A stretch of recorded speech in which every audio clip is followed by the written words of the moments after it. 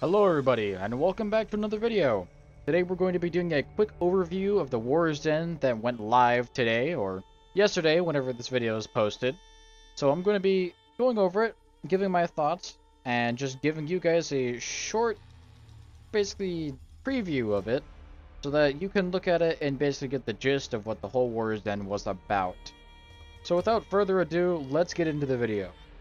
The first and most important part is obviously the new hero, medjay. As we have speculated, the leaks were true, or the one leak that Ubisoft accidentally released on their mobile app. The new hero is named the medjay, or medjay, whatever you want to call it. An Egyptian hero using a double-sided palm axe that splits into two, which I think is pretty cool. They did give us some really cool concept art, and gave us a whole turntable of the new hero, which I will be showing on screen now.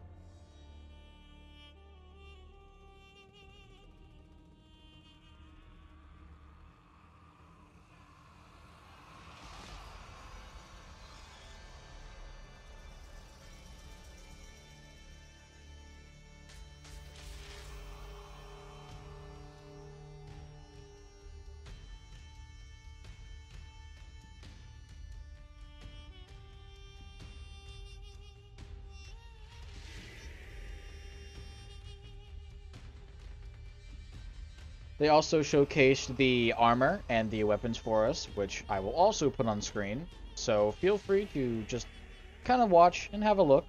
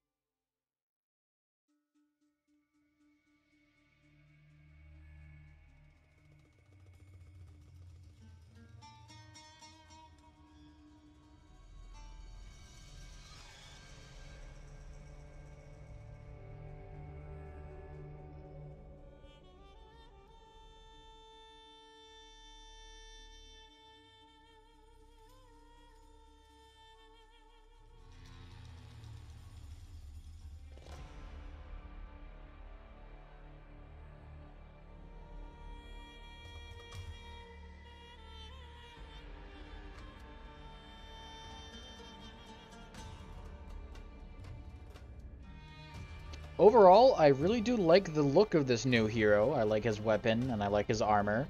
A lot of it does feel kind of samey, but it's infinitely better than what Pirate got, so I'm not complaining too much. Next is the character's moveset, which is probably the most important part.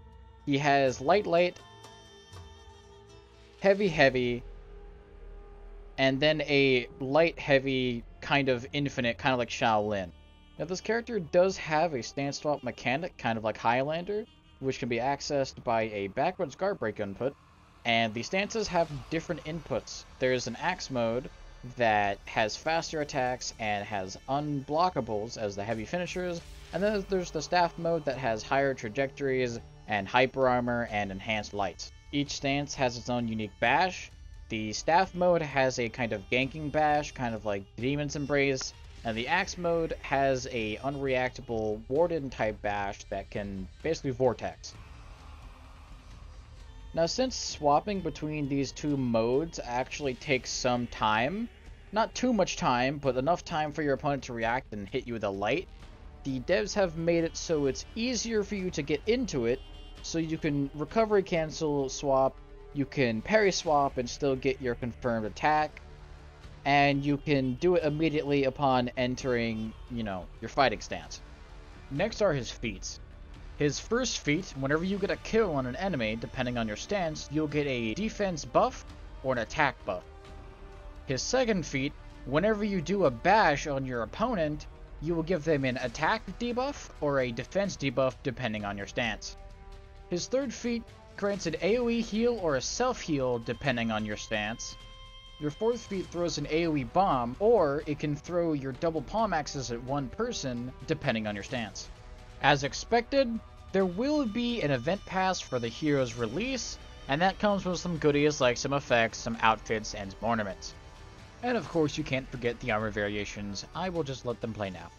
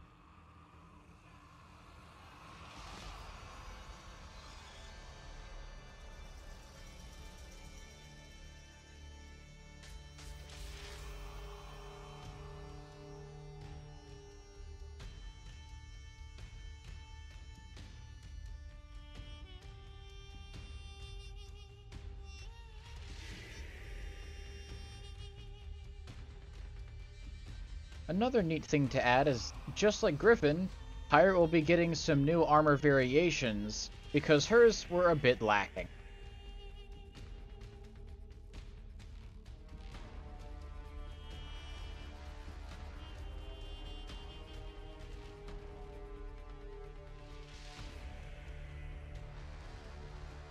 Now, I'm going to go over this one real quick because there's actually a lot of changes that are going to be implemented next Thursday.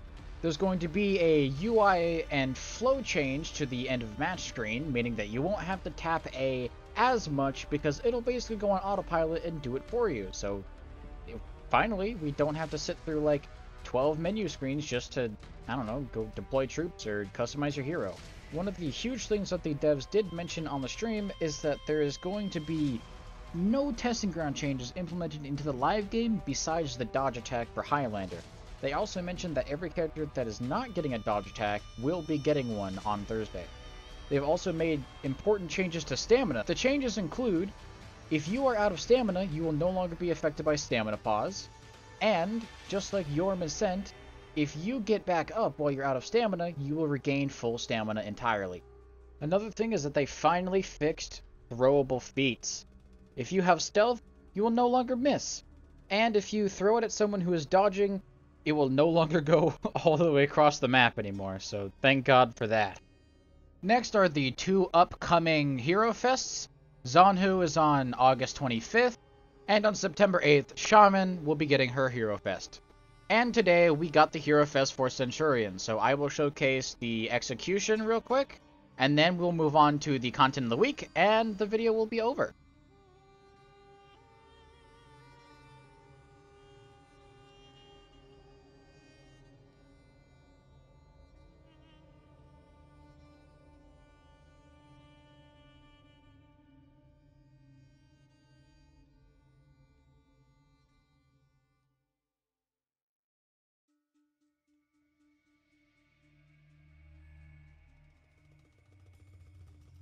And that about wraps up this video. So my thoughts on this overall War's Den. I'm actually really hyped. The new hero looks really cool. The armor variations I'm not too fond of, but it gives some characters like metal bracers and metal that they just haven't had before, which I think is cool. I like the aesthetic of some of the armor. The new changes to, you know, stamina and the dodge attacks are going to be amazing. I can't wait for someone like Highlander and Centurion to finally get a dodge attack. As painful as it might be, it is just kind of like a necessary evil, and I'm personally okay with that. I love all the content, and I'm going to be going back to playing when the new hero comes out. You'll for sure see some videos on the new hero when they come out, for sure. And, well, I'll see you guys then. Hope you guys had a good day, and I'll see you next time.